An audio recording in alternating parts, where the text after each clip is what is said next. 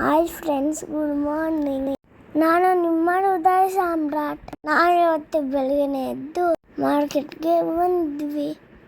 ಇದು ನಮ್ಮ ಮನೆ ಹತ್ರನೇ ಇದ್ದದ್ದು.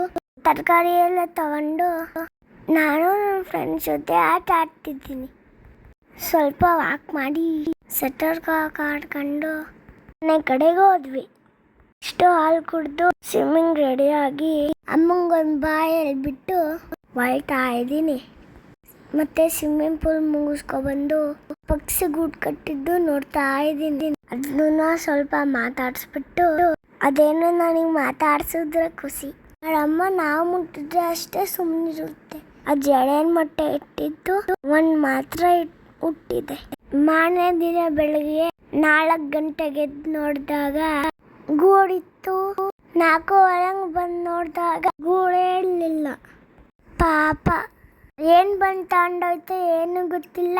ನೋಡಿ ಅವ್ರ ಅಮ್ಮ ಎಷ್ಟು ಹುಡುಕ್ತಾ